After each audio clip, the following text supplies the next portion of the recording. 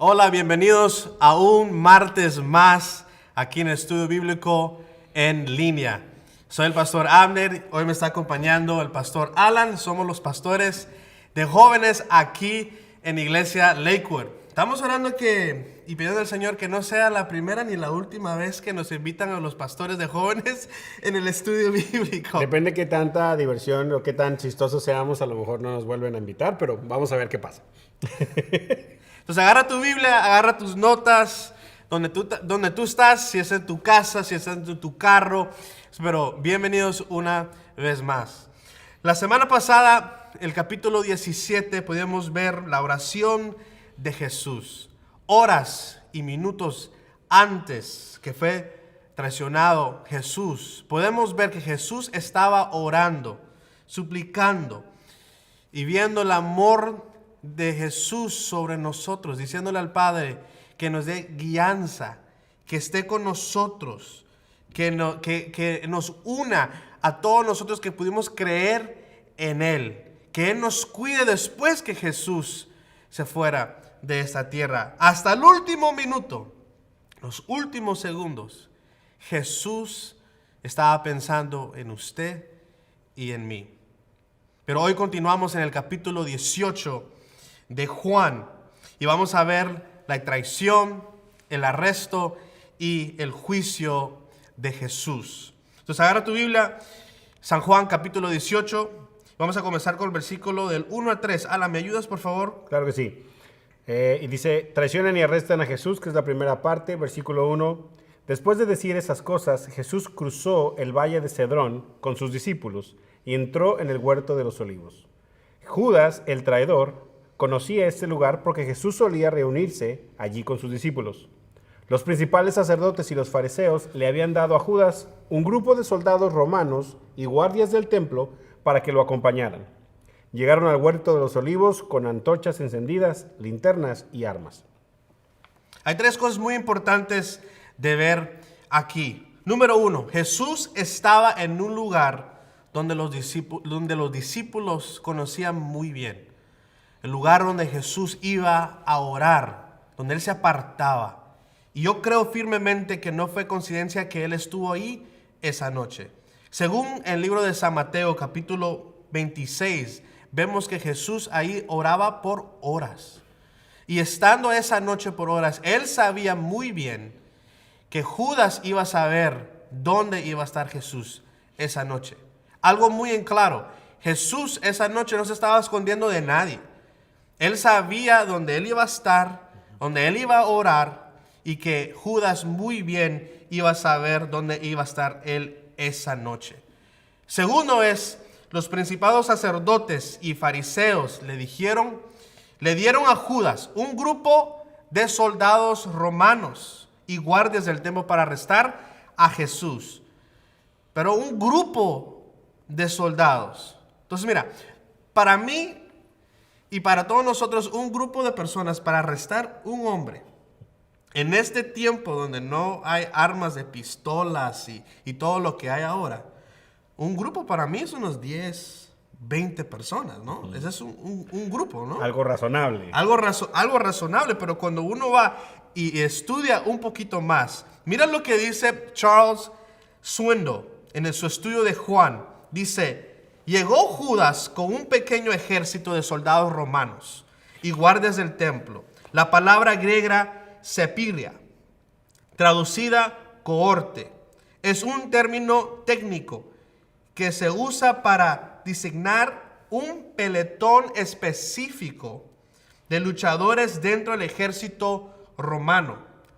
El tiempo de Jesús, un cohorte romano consistaba de 480 soldados de pelea, sin incluir a los oficios y personal del respaldo. El número total dentro de un cohorte romana se acercaba a los 600. 600 personas para poder arrestar a uno. Sí. Entonces, obviamente uno ve también leyendo y estudiando eso. 600, 600. Por una persona que no había armas, no tenía él un ejército atrás de él. Pero Otro comentario decía que por lo mínimo eran 200 personas para arrestar a una persona. Número 3, los soldados tenían antorchas encendidas y linternas, porque fueron a arrestar a Jesús, porque estaba bien oscuro. Y los comentarios y todo dicen que fue alrededor de las 3, 4 de la mañana para ir todos en esa noche cuando la mayoría de gente estaba dormida, donde puede ser bien calladito y podían ir a arrestar a alguien como Jesús, que el pueblo muchos lo querían, a las 3, 4 de la mañana. De los versículos 4 al 14, vemos la actitud y el carácter de Jesús.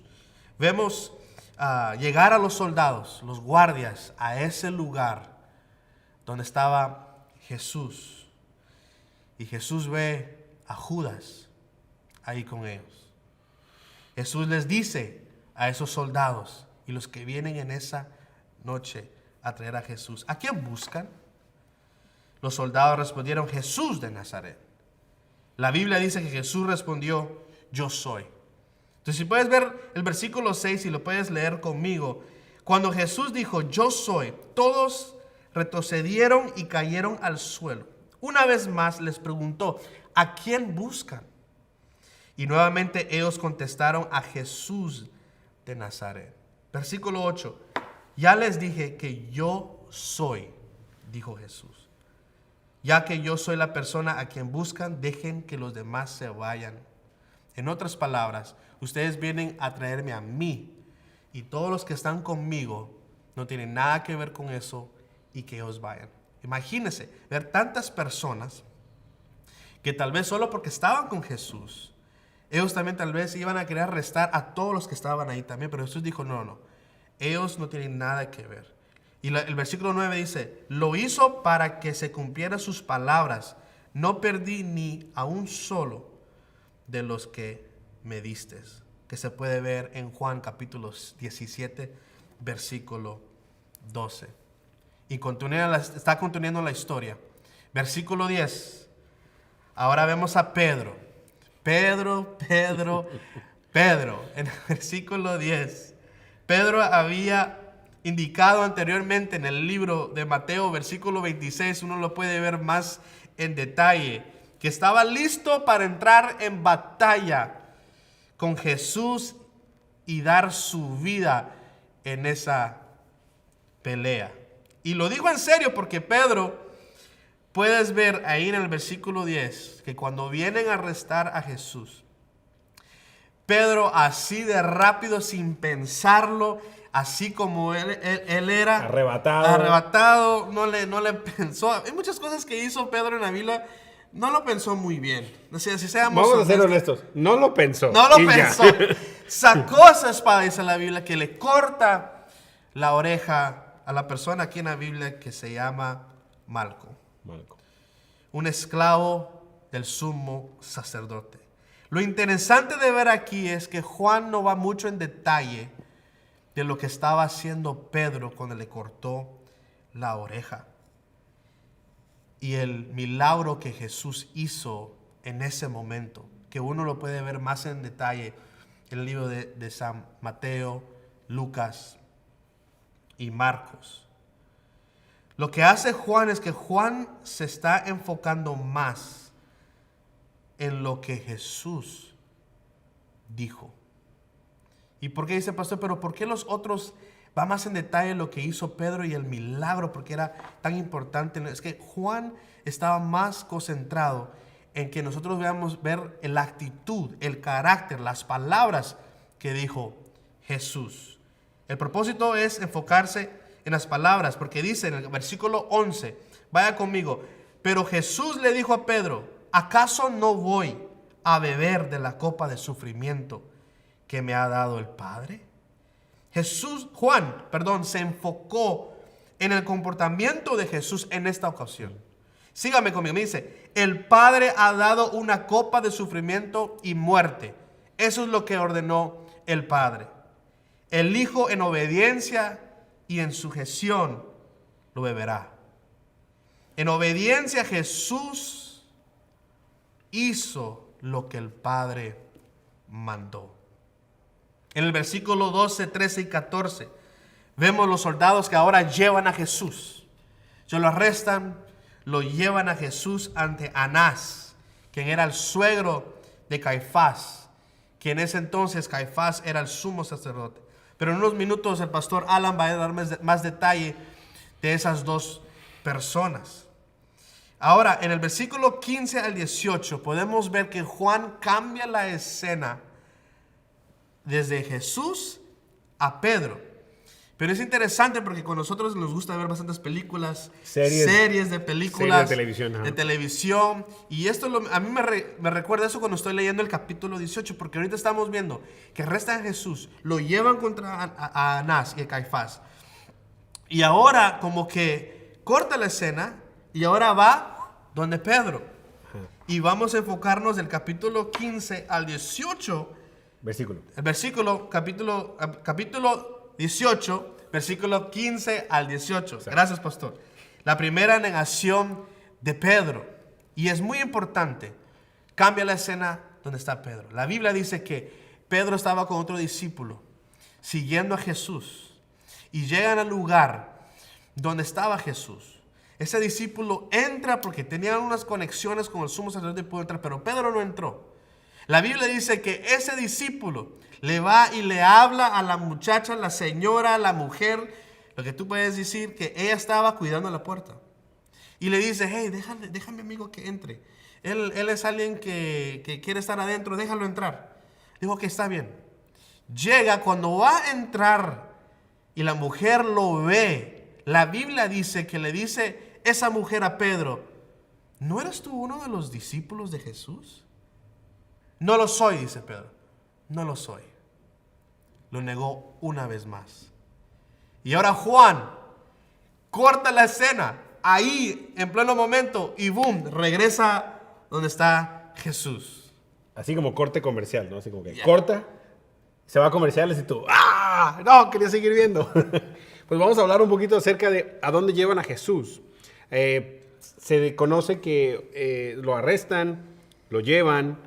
Y cuando lo llevan al sumo sacerdote, lo llevan primeramente con el suegro del sumo sacerdote de ese tiempo. Se llamaba Anás. Ahora quiero platicar acerca un poquito de Anás. Anás, él mismo fue sumo sacerdote años atrás. Y de hecho, la familia de Anás tuvieron varios años vamos a decirlo así, en el reinado o en la oficina oficial de los sumos sacerdotes, porque después de él tuvo un hijo que fue sumo sacerdote. Después Caifás, que era su yerno. Y después 4 hijos más de él estuvieron en el sumo sacerdotado, o sea, fueron sumos sacerdotes.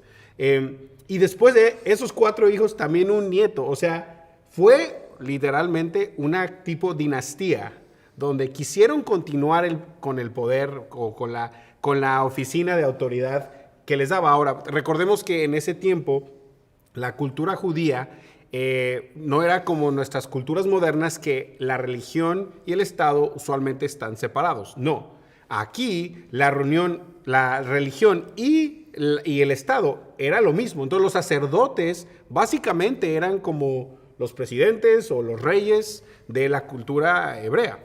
Entonces cuando estamos hablando del sumo sacerdote, estamos hablando como que el mero mero, como decimos en nuestros países, ¿no? El mero mero, el rey o el jefe de todos ahí, porque tenían el control, tenían el poder. Más aún, vamos a añadir un dato interesante aquí que encontramos en un comentario bíblico. Los sacerdotes en la cultura judía eran los que aprobaban los animales para el sacrificio. La gente traía sus animales y los sacerdotes los inspeccionaban y si tenían las cualidades que requería el sacrificio, lo aprobaban y entonces podían continuar. Eso era parte de lo que era la cultura. Pero entonces lo que hicieron la familia de Anás, ellos hicieron de esto un negocio, porque dijeron, mejor tengamos ya los animales aprobados, que la gente venga, nos los compre y luego los sacrificamos. Que ya para entonces, esto ya era un negocio bastante redondo, porque ellos eran los que básicamente escogían todo. Ellos ponían los animales y recibían esa ganancia. Cuando Jesús entra al templo y bota las mesas de los que él después llamó ladrones, En realidad las mesas de los que él está empujando o de los que él está tirando son las mesas de la familia de Anás, del sumo sacerdote, que hasta cierto punto nos pone a pensar, Jesús con toda autoridad que él tenía, le hizo frente a quien nadie quería tocar. O sea, todo el mundo decía, no, si a alguien vas a tocar, a esa familia no. Pero Jesús no importó y por eso le preguntaban, ¿con qué autoridad haces tú esto? Entonces, cuando se dieron cuenta que Jesús estaba actuando en su propia autoridad, de ahí empezó el que querían matarlo. Entonces, les doy toda esta cuestión, ese trasfondo con la familia de Anás, porque primeramente, él no era el sumo sacerdote de ese tiempo, era su yerno, Caifás. Pero de todos modos, la gente sabía que Anás seguía siendo el mero mero, el padrino, el jefe de la mafia hasta cierto punto. Jefe de jefes, ¿no? El jefe de jefes, el mafioso principal. Entonces, como quien dice, todo el mundo sabe que hay gobiernos donde está el que es supuestamente la autoridad, pero detrás de él siempre hay una figura que en realidad es quien tiene el control. Ese era Anás. Pero bueno, de ahí en adelante habla acerca de lo que llevan con él y vamos a hablar un poquito acerca de qué pasó en esa conversación. Voy a leer en el versículo 19. Dice, adentro, el sumo sacerdote comenzó a interrogar a Jesús acerca de sus seguidores y de lo que les había estado enseñando. Jesús contestó, todos saben lo que enseño. He predicado con frecuencia en las sinagogas y en el templo, donde se reúne el pueblo. No he hablado en secreto. ¿Por qué me haces esa pregunta a mí? Pregúntales a los que me oyeron y ellos saben lo que dije. Vamos a parar ahí tantito, porque esta cuestión tenemos que verla muy detenidamente. Lo que está pasando aquí es totalmente ilegal. En la cultura judía, los que saben acerca de cómo se hacían los juicios, tenía que ver con el hecho de que un juicio no podía ser de noche. Esto estaba pasando totalmente a medianoche o ya totalmente en la oscuridad. Pues lo habían traído ahí. No podía ser de noche. No se le podía hacer preguntas directas al acusado porque el acusado no puede hablar en contra de sí mismo. Es como si me preguntan, si yo me robé algo, ¿qué te robaste? Pues lo fácil diría es, yo no robé nada. No me puedo incriminar a mí mismo. Entonces, no era legal de que se le hiciera preguntas a esa persona directamente. Y una de las más importantes que está dentro de las leyes judías acerca de los juicios es que el sumo sacerdote o parte de los sumos sacerdotes no deben ser parte del interrogatorio. Y aquí la primera cosa que pasa es, se lo llevan a uno de los sumos sacerdotes o en realidad a Anás, que es el que tiene el poder, y le hace el cuestionario y le empieza a preguntar acerca de él. Entonces, ¿por qué está pasando todo esto de manera ilegal? Pues porque lo que quieren es encontrar una razón lo más rápido posible para deshacerse de él, para matarlo. Entonces, seguimos leyendo porque hay otra cuestión. Versículo 22 dice, entonces cuando Jesús responde esto, uno de los guardias del templo que estaba cerca le dio una bofetada a Jesús y le dice, ¿esa es la forma de responderle al sumo sacerdote? Ojo, él no era el sumo sacerdote, era Caifás, pero ¿quién sabía quién tenía el poder? ¿El guardia? Sabía quién tenía el poder, entonces le llama sumo sacerdote a Anás y le dice, ¿esa es la forma de responderle al sumo sacerdote? Y Jesús le contesta en el versículo 23, si dije algo indebido, debes demostrarlo, pero si digo la verdad, ¿por qué me pegas? Otro dato interesante, durante los juicios en la cultura hebrea no se podía abusar físicamente del acusado, no se le podía pegar, no se le podía tocar, era parte de lo que es el contexto del juicio. En este caso, obviamente, también eso no les importó y le pegaron. Entonces Anás ató a Jesús y lo envió a Caifás, el sumo sacerdote. O sea, ahí vamos otra vez. Bueno, yo ahí leyendo eso digo, bueno, ¿quién es quién? ¿Quién es el sumo sacerdote? Pero sabemos por qué está pasando esto. Entonces, de ahí cambia totalmente otra vez esta serie de televisión o esta escena y corta y regresa Jesús. A Pedro, perdón. Regresa lo que está pasando con Pedro.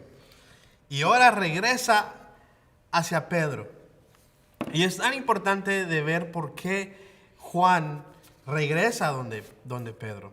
Juan no da mucho detalle lo que está haciendo Pedro y lo que aconteció después.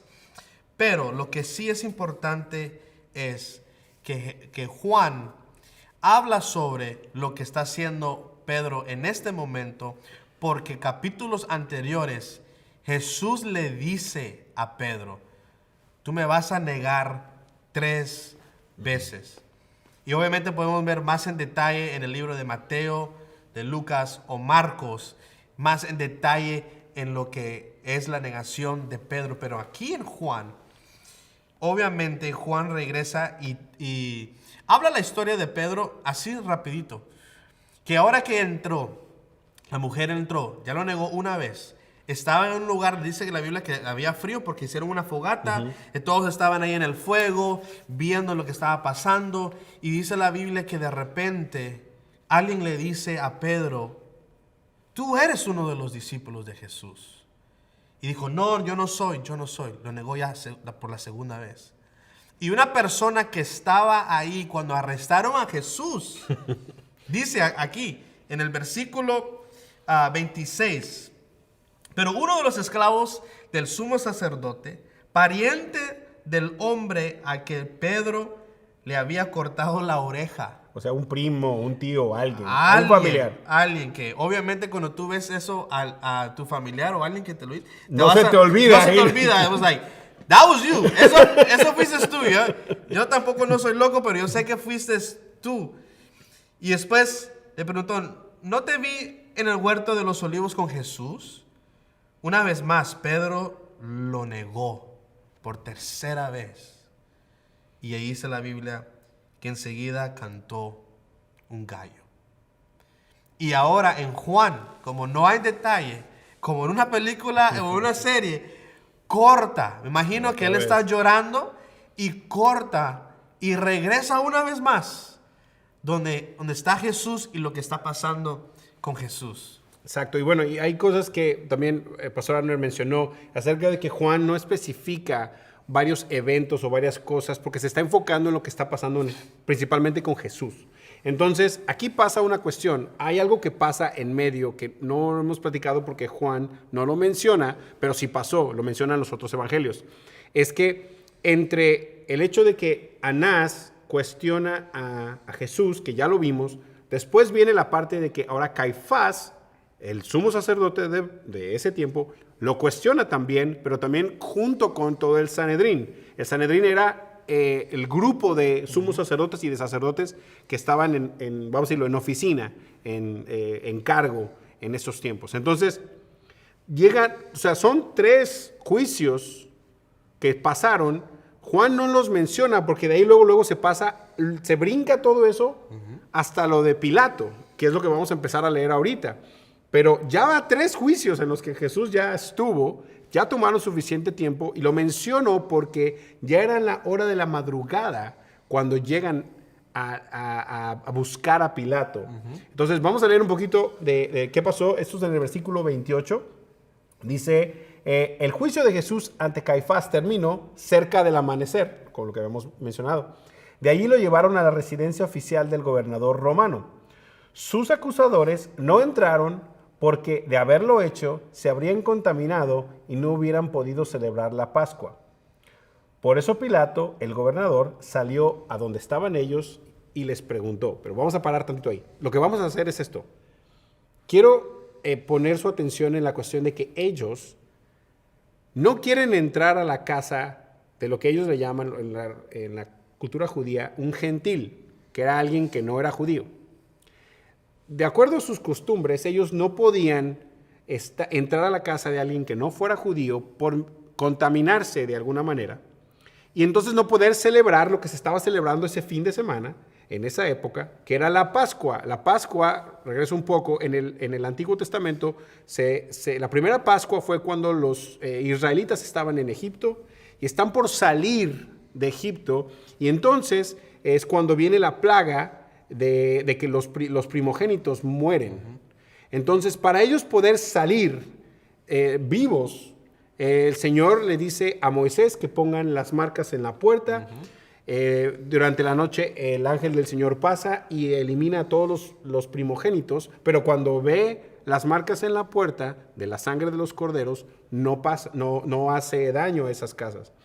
Al celebrar eso, esa gran proeza de parte del Señor, los israelitas de ahí en adelante hicieron lo que llaman la Pascua. Esa es la Pascua. Bueno, están celebrando precisamente esa fecha obviamente muchos años después, ya en los tiempos de Jesús, y ellos están tan preocupados por estar limpios en sus reglas y en sus ritos y sus cuestiones de tradición, pero están a punto de matar a un hombre. Yo quiero poner esa cuestión ante nosotros en este momento, es la ironía de eso. Tratar de ser religiosamente limpios, pero estar haciendo algo totalmente ilegal. O sea, en juicios, querer matar a alguien. A ver, yo no entiendo porque ninguno de ellos en ese momento se acordó del mandamiento de no matarás. Yeah. Nadie de ellos estaba diciendo eso, pero bien que querían celebrar la Pascua. Entonces, eso es una de las cosas más importantes. Ahora, llegan con Pilato. Pilato es el gobernador asignado por Roma, porque Roma es en ese momento la potencia en el mundo y tiene gobernada esa región. Entonces, lo que hacía Roma era ponía diferentes personas, gobernadores en las regiones, para mantener el orden, la paz y que el imperio pues continuara lo más sano posible. Pero obviamente tenía sus cuestiones. Vamos a hablar un poquito acerca de Pilato.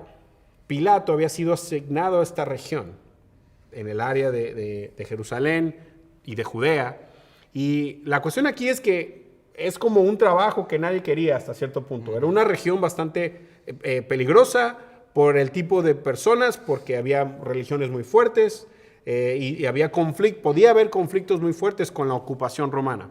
Entonces, ya anteriormente, Pilato, al tratar de imponer su autoridad en la región de Judea, hace tres eventos donde él trata de como afirmar su autoridad y le sale, hasta cierto punto, le sale mal porque hace que la gente se enoje.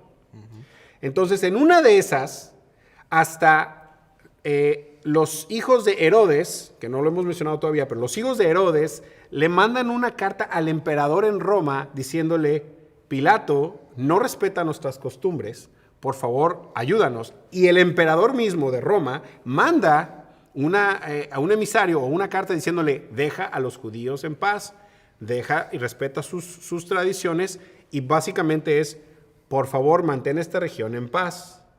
Entonces ya le llamó la atención el mero del Imperio Romano.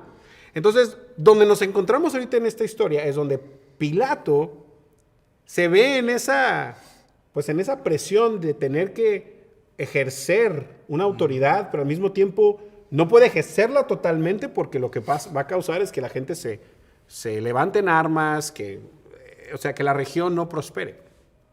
Entonces aquí lo que pasa es que cuando ya llega esto llega Jesús enfrente de él está en esa posición de que tengo que hacerle caso a lo que estas personas me dicen, porque ya mi trabajo, mi posición política está en juego. Entonces, llegan con ellos, con Pilato, y vamos a leer aquí lo que dice, versículo 29. Por eso Pilato, el gobernador, salió a donde estaban ellos y les preguntó: ¿qué cargos tienen contra este hombre? Ellos le dicen: no te lo habríamos entregado si no fuera un criminal.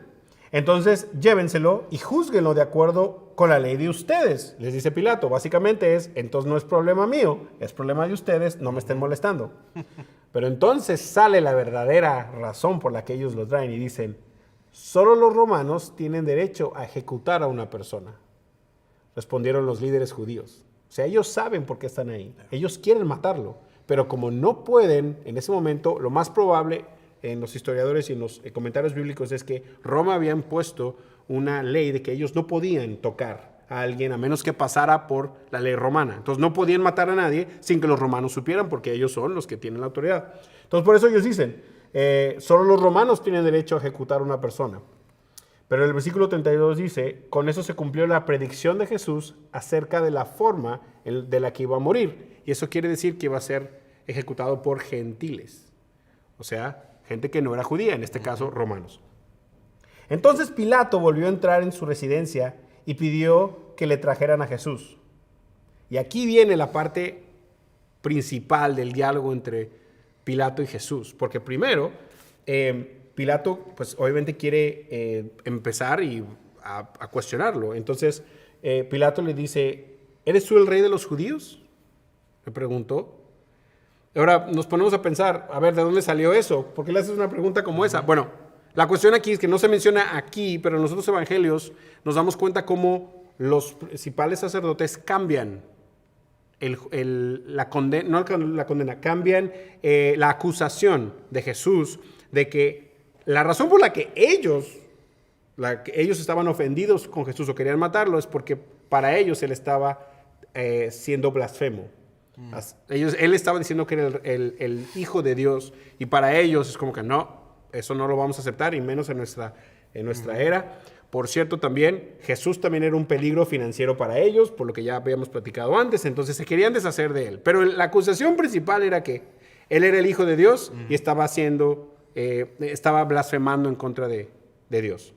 Eso es la acusación de los judíos. Pero cuando llegan con Pilato, no le pueden decir eso, porque si le dicen, no, es que está blasfemando contra nuestras leyes, Pilato les dice, les hubiera contestado como les dijo anteriormente, pues vaya y júzguelo ustedes por sus propias cosas, a mí déjenme en paz. Pero entonces en los otros evangelios dice que ellos dicen acerca de Jesús que él se considera rey y que eso puede causar, como quien dice lo que estábamos hablando anteriormente, como que están tratando de buscar una manera de que Pilato les haga caso y le dice, no, lo que pasa es que él se quiere creer rey, entonces está levantando en contra de ustedes.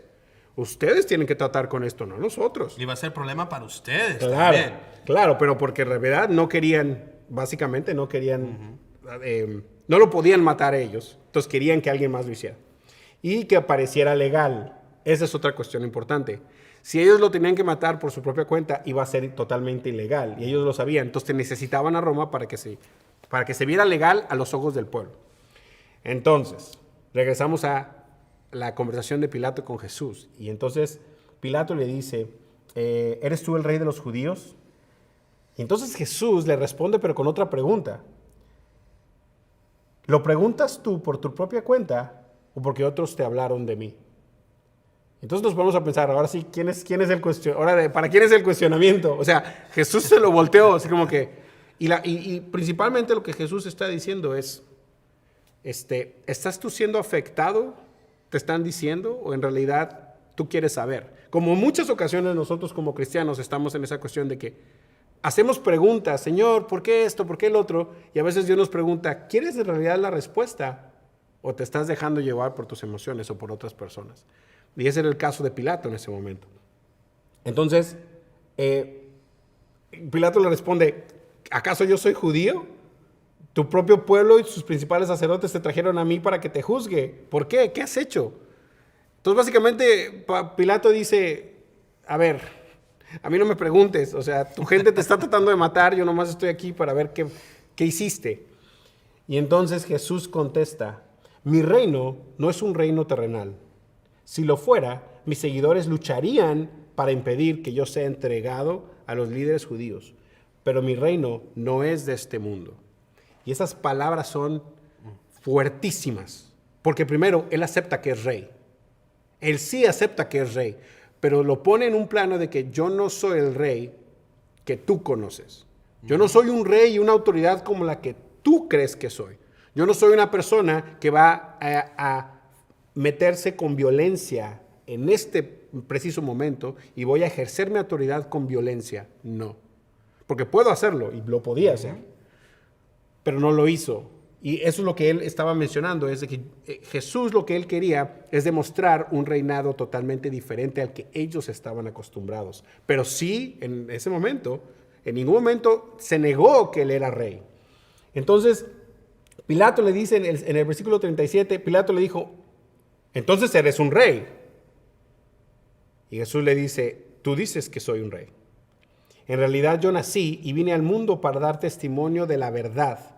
Todos los que aman la verdad reconocen que lo que digo es cierto. Y entonces Pilato dice, ¿qué es la verdad? Y se sale de nuevo a donde estaba el pueblo. Y lo vamos a parar ahí. Qué curioso que Pilato le pregunta, ¿qué es la verdad? O ¿cuál es la verdad? Cuando tiene la verdad enfrente. Yeah. O sea, la ironía de que la persona cual le está hablando es la verdad encarnada y él se atreve a preguntar, ¿cuál es la verdad? Y la ironía también de que la verdad es que él es inocente, pero de todos modos lo quiere matar.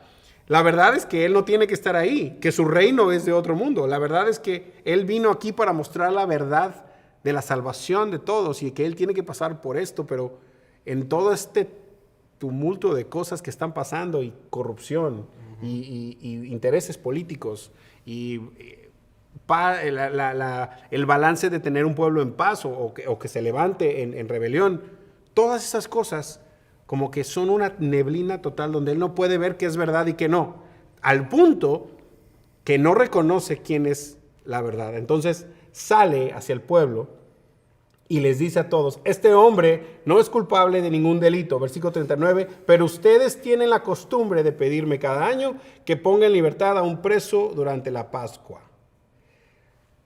¿Quieren que dejen en libertad a este rey de los judíos? Y entonces el pueblo contesta a gritos, no, a ese hombre no, queremos a Barrabás.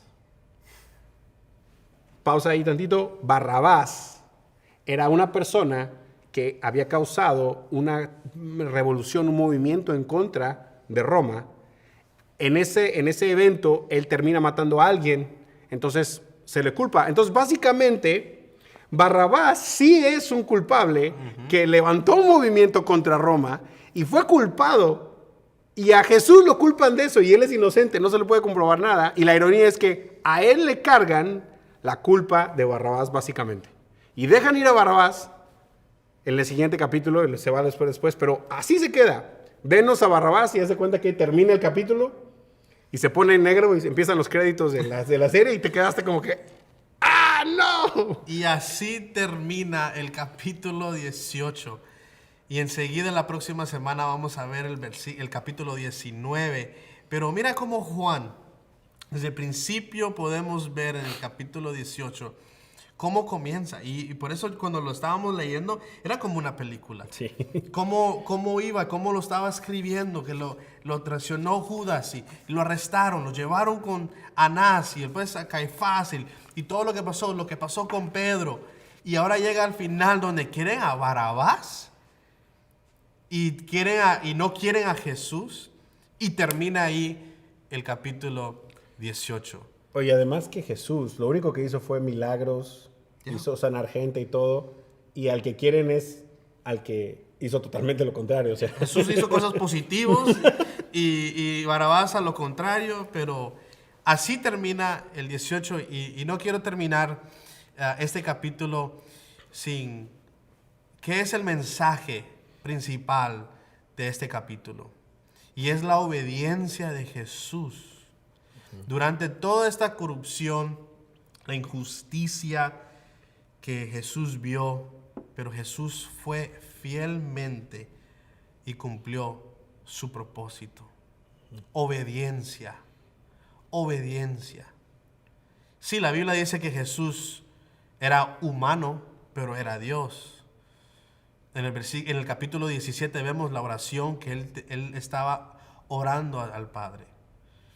Pero él sabía que él iba a sufrir. Él sabía que todo lo que iba a venir era fuerte. Pero él fue obediente y fielmente se paró. Tuvo que pasar lo que pasó y lo que vimos en este capítulo, pero lo hizo fielmente. Ahora no sé usted, ¿qué es lo que Dios te está diciendo que usted haga? ¿Qué es con el Espíritu Santo te ha dicho a ti? Pero es difícil. Tú sabes que la decisión que tú tal vez tienes que tomar va a ser bien difícil y tienes que enfrentarte de diferentes cosas negativas. Pero si es Dios y el Espíritu Santo que te está guiando, obedécele a esa voz del Espíritu Santo, porque así como el Padre estuvo con Jesús, el Espíritu Santo va a morar sobre tu vida, la familia tuya, todo a tu alrededor. Porque cuando tú haces la voluntad del Señor, es perfecta y su tiempo es perfecto. Queremos orar por usted.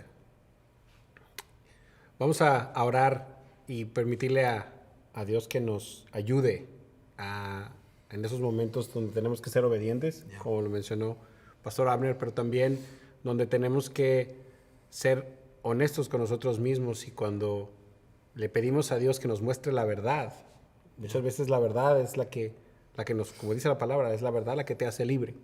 Vamos a orar que podamos tener los ojos abiertos para poder ver esa verdad y hacer lo que nos pide que hagamos. Amén. Bendito Padre, te damos gracias por este tiempo que nos permitiste pasar. Primeramente, gracias por tu palabra. Gracias por esos hombres que relataron y nos dan pistas y nos dan un testimonio de lo que fue ese tiempo, de lo que tú viviste, de lo que tuviste que pasar. Gracias por tu obediencia hasta el último momento. Sí. Gracias, Jesús, porque sin esa obediencia nadie estuviéramos aquí. No estaríamos aquí, nadie de nosotros. Gracias porque esa obediencia y ese transcurso que pasaste hasta llegar a la cruz, tan fuerte, tan cruel, por pura obediencia y por amor a nosotros, tú lo llevaste esa carga hasta el momento que tú saliste victorioso en la tumba y te levantaste con victoria. Padre Santo, te pido, Señor, aquí nosotros primeramente y la gente que nos está viendo, quien nos está escuchando, Padre, ponemos en tus manos esas decisiones a las cuales tenemos que ser obedientes, esas decisiones que parecen difíciles, pero que si nosotros hacemos lo que Jesús hizo, que fue no mi voluntad, sino la tuya, podamos pasar por ese tramo, Señor, pero sabiendo que tú ya ganaste, que tú estás con nosotros, que tú vas delante y detrás de nosotros y que tú tienes en nuestro propósito, en el propósito de nuestra vida, tienes este camino, Señor, para recorrer, que si nosotros hacemos caso a ti, le sacaremos más provecho que si nosotros vamos en la dirección que queramos. Padre, te pedimos que nos ayudes a tener el discernimiento de acuerdo a tu Espíritu Santo para ver las áreas donde hay ironías en nuestra vida, donde la verdad nos está viendo a la cara, pero no nos estamos dando cuenta, donde tenemos que hacer cambios, donde tenemos que modificar ciertas actitudes, ciertos comportamientos, ciertas cosas que decimos, ciertas amistades. Te pedimos, Señor, que podamos hacerle caso a la verdad que tenemos enfrente, que eres tú. Y cuando tú nos muestres la verdad, que pues seamos suficientemente fuertes y obedientes para llevar a cabo lo que tú nos estás pidiendo. Te damos gracias por todos los que nos están viendo y porque tú estás con ellos en toda su vida como prometiste, que tú estás con nosotros hasta el fin del mundo. Te bendecimos, Señor, te damos gracias en el nombre de Jesús. Amén y amén. Amén y amén. Una vez más, gracias por estar con nosotros un martes más en Estudio Bíblico. Nos vemos la próxima semana.